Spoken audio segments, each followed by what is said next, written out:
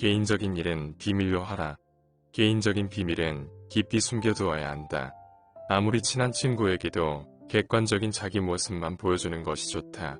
주관적인 입장에서는 친구도 역시 남이기 때문이다. 만일 우리가 친한 친구라고 해서 모든 비밀을 말해버리면 나중에 뜻하지 않은 피해를 입을 우려가 있다. 예부터 과묵함을 처세술의 근본으로 삼은 것은 그 때문이다.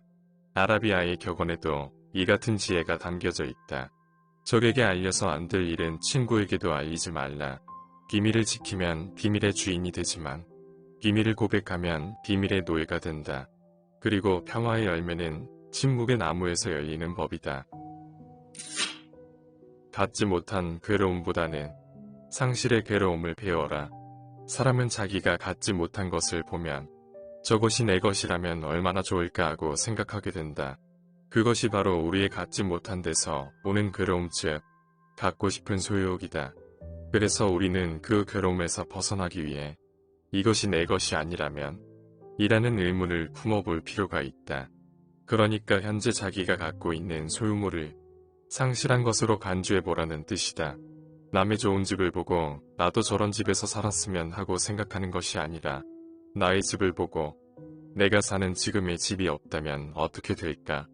내가 이런 집에서 사는 것이 얼마나 고마운 일인가? 라고 상실을 가정해 보라는 것이다. 그 순간 아까 본 멋진 집보다 내가 사는 초라한 집이 소중하게 느껴질 것이다. 다시 말하면 나의 재산과 지금의 건강과 다정한 연인 혹은 친구, 가족 등등 내 주위에서 나를 구성하고 있는 모든 것들에 대한 소유와 관계의 소중함을 깨닫기 위해서는 그들이 없다면 어땠을까? 를 먼저 생각해야 한다.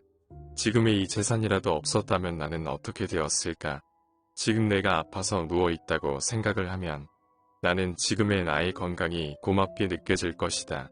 나의 연인, 나의 친구, 나의 가족이 없다고 생각하면 그것은 상상할 수도 없을 만큼 불행한 일이 아닌가. 그래야만 나는 재산을 낭비하지 않으며 내 건강을 더욱 돌보게 되고 나의 연인과 친구를 더욱 잘 대해줄 수가 있으며 그들에 대한 노여움을 미리 막을 수 있다. 자신의 재능을 과시하지 마라. 자기 재능을 크게 과시하는 것처럼 어리석은 사람은 없다. 남의 재능을 보고 대다수의 사람들은 칭찬과 격려를 하는 것 같지만 속으로는 시기와 질투심에 사로잡힌다. 특히 똑같은 일로 경쟁 관계에 있는 사람들로부터 증오나 오난을 사기 쉽다. 뛰어난 재능이란 과시하는 순간 공격의 대상이 된다는 사실을 잊어서는 안 된다. 이미 말했지만 알려진 대로 인간의 가장 큰 본능은 쾌락과 허영심을 만족시키는 일이다. 이 쾌락과 허영심은 우월감에서 나오는 것이어서 함께 어울려 있는 가운데 어느 누가 뛰어난 재능을 가졌다는 것은 다른 많은 사람들에게 정신적 모욕감을 주게 된다. 이 같은 미움과 분노는 어떤 식으로든 보복하려는 의지로 나타난다. 재능이 뛰어난 사람이 가장 먼저 해야 할 일은 자신의 안전을 위해서 재능을 애써 감추는 일이다. 재능이 뛰어날수록 남들과 똑같이 평범하다는 것을 보여야 한다. 잘난치 않은 사람들이 기움을 받는 것도 그 때문이다. 사람은 누구나 따뜻한 체온을 원한다. 그러므로 해서 햇빛이나 난로 곁에 가까이 가려고 한다. 이런 현상은 본능적인 충동과 같아서 사람들은 자기에게 기쁨을 주는 사람과 만나려고 하는 본능이 있다. 그런 사람이란 누구일까? 남자는 지능이 좀 모자란 사람이고 여자는 미모가 떨어지는 사람이 이에 속한다. 빼어난 미모를 가진 여자는 친구가 없다. 누가 빼어난 미모를 가진 친구와 어깨를 나란히 하려고 하겠는가? 하지만 못생긴 여자들 곁에는 아름다운 친구들이 많다. 특히 못생긴 부자가 지위나 신분이 높은 경우에는 더욱 크게 환영을 받는다. 남자 역시 머리가 뛰어난 사람에게는 친구가 모여들지 않는다. 이렇게 남자들은 좀 바보처럼 보여야 하고 여자도 외모가 떨어져야 다른 사람들이 친밀감을 느낀다. 자신이 겪고 있는 슬픔에 대해 말하지 마라. 진정한 우정이란 옛 얘기에 나오는 큰 바다뱀의 전설처럼 잘 구별할 수가 없다. 어떤 사람들은 자기 목숨을 내줄 만큼 깊은 우정을 갖고 있다고 장담하기도 한다. 이런 각박한 세상에서 그런 친구를 둔 사람은 아주 행복하다. 그러나 만일 가장 친하다고 믿고 있는 어느 친구가 다른 사람들과 은밀히 나눈 나에 관한 말들을 들었다면 아마도 나는 그와 얼굴을 마주대하지 못하리라. 허물없는 친구라고 믿고 있는 그도 나를 두고 참기 어려운 비난과 모욕적인 말을 할 수 있다는 얘기다. 물론 그는 이런 말은 비밀이다라는 전제를 반드시 붙인다. 친구의 진실한 우정을 시험해 보려면 우리가 최근에 겪고 있는 불행을 하소연하는 것이 가장 좋은 방법이 될 수가 있다. 물론 친구에게 절실한 도움을 요청해야 한다.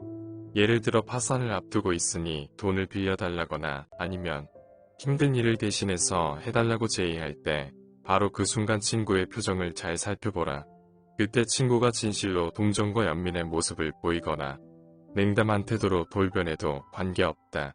이미 그의 가슴 깊은 곳에서는 저 유명한 프랑스의 작가 드라로슈 포코가 한 말이 입증되리라. 우리는 가장 친한 친구의 불행에 일종의 고소한 기쁨도 함께 느낀다. 사실 우리를 기쁘게 하는 일 중에 하나는 최근에 겪고 있는 친구의 불행과 슬픔에 관해 듣는 일이다. 이것이 인간이 지닌 특성이자 본성이다. 경쟁 상대의 이웃나라가 큰 재난을 당했을 경우 겉으로는 위로를 보내면서도 속으로는 고소한 느낌을 갖는 그런 감정이 개인인 친구 사이에도 분명히 존재하고 있기 때문이다. 한편 친구가 어마어마한 성공을 거두면 함께 기뻐하기보다 마음 한구석에 야릇한 시기심과 부러움이 싹트는 심리도 우정의 한 단면일 수 있다. 오래 사귀던 친구의 발걸음이 뜸해지면 우정도 멀어진다. 마음이 멀어지면 우정은 점차 추상적인 관념이 되어간다. 이어서 동정심도 사라진다. 그 상황에는 서로 우정의 성실함을 내세운다. 하지만 그것은 성실함이 아니다. 상대의 생각이나 의견에 반박하지 마라. 남의 생각이나 의견은 반박해서는 안 된다. 남을 불합리한 생각과 허망한 마음에서 벗어나게 하려는 것만큼 어려운 일은 없다. 또한 남과 얘기할 때는 그것이 아무리 호의적이라 해도 상대방의 잘못을 비난해서는 안 된다. 남의 감정을 사기는 쉽지만 그 사람의 잘못을 시정하기는 매우 어렵기 때문이다. 만일 남이 차마 귀로는 들을 수 없고 전혀 이치에 닿지 않는 말을 하더라도 개입할 필요가 없다. 단지 그가 서투른 연극을 하고 있다는 것을 알고 있으면 된다.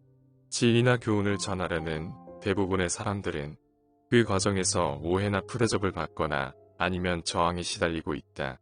그러므로 자신의 의견을 남에게 납득시키려면 열을 올리지 말고 끝까지 진실하고 분명하게 설득을 해야 한다. 자기 의견을 말하면서 열을 올리면서 듣는 사람은 그의 말이 지성에서 나온 판단이라기보다는 관철하려는 의지에서 나온 것이라고 생각하기 때문이기도 하다. 상대의 인격을 무시하는 말을 하지 마라. 그의 인격을 무시해서는 안 된다. 오히려 모든 사람의 인격 속에 존재하는 영원성이나 불멸성을 찾는 것이 중요하다. 그런 아무리 나쁜 인격자를 만나더라도 세상에는 저런 추악한 존재도 필요하지라고 생각해야 한다. 만약 우리들이 그런 사람을 적대시하면 우리들은 불의를 저지르거나 우리들의 일생을 온통투쟁에 걸어야 한다. 우리는 그런 사람의 개성과 능력 기질 혹은 용모를 뜯어고치거나 그런 인격을 가진 자들과 싸워서 그들을 바꿀 수 있다면 모르지만 그렇지 않다면 우리는 싸워야 할 이유가 없다. 남들과 삶을 함께하기 위해서는 다양한 인격들과 개성들을 포용하면서 살 수밖에 없다. 어차피 그를 내가 바꿀 수 없을 바에는 비난할 필요도 없다. 아무것도 말하지 말아라. 어떤 사람의 흉악한 성격의 일면을 파악한 뒤에 그 사실을 잊어버리는 것은 마치 애써 모은 돈을 창밖에 내던지는 것과 다름없다. 누구나 남의 성격을 파악한 뒤에는 그 사람에 대한 경계의 의미로 기억해 두면 터무니없이 남을 믿는 데서 오는 피해를 줄일 수 있다. 사랑하지도 말고 미워하지도 말라. 이것이 지혜의 절반에 해당된다. 아무것도 말하지 말고 아무것도 믿지 말라. 그것이 또 지혜의 나머지 절반이다. 하지만 이런 명언을 지켜야 하는 이 같은 세상에서 산다는 우리의 삶이 얼마나 어처구니 없는 일인가.